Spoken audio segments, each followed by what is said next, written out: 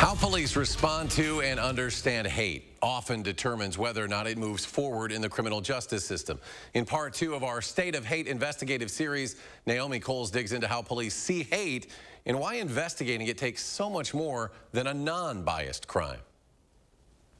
I just think that, when people think of hate crimes, it's probably different than simple graffiti. In phone calls and sit-downs, we generally pride ourselves in doing a pretty good job of catching. we found police leaders across Wisconsin have a spectrum of perspectives in how they understand, investigate, and prioritize hate crimes.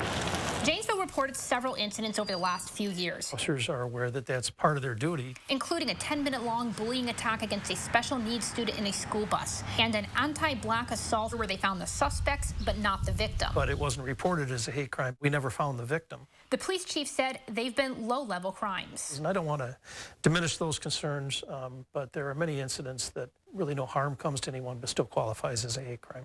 Issues plague law enforcement investigations and reporting. For example, not all police leaders understand that a suspected hate incident doesn't need to be prosecuted with a hate penalty to be reported to the DOJ. The Evansville police chief, a member of the LGBTQ community, said a burned pride sign didn't get prosecuted as hate. We just didn't have enough to show that we could charge him with a hate crime. So they didn't report it. It was a shocker for a lot of people here, so they really were pushing us to try to do something with the hate crime. But the attorney just like, there's just not enough here to do that with. As we reviewed reports, we saw one issue pop up over and over last year during the months of protests. Officers reporting BLM or anti-police graffiti as hate. A reminder, Black Lives Matter is not a hate group, nor do hate crime laws protect people based on their jobs.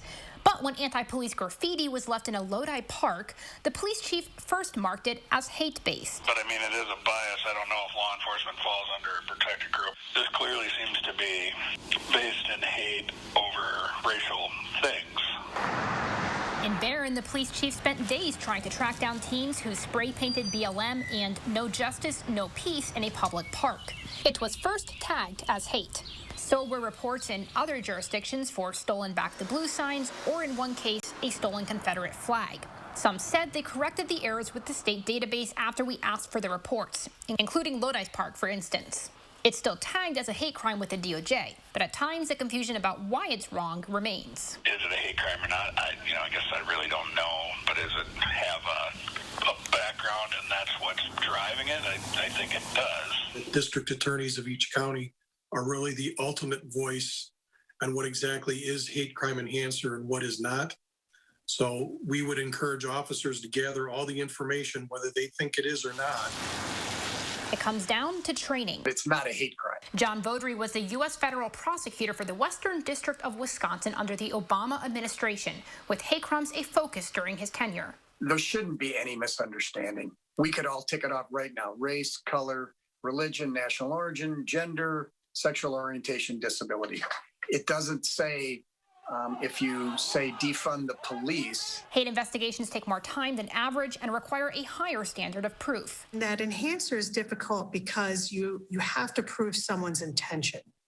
And we can't get inside someone's head to see what they really intended. Ted Olson at the Madison Police Department has investigated hate for years. She explained it's more complicated than basic criminal investigations. I have been disappointed at times when I did believe that it was racially motivated or something along those lines, and I couldn't prove it. The legal mechanism is similar to a domestic violence enhancer. They really have to understand the motivation behind the crime, and they have to collect evidence to show that there was motivation, that they were targeting that person specifically because of them being in a protected class.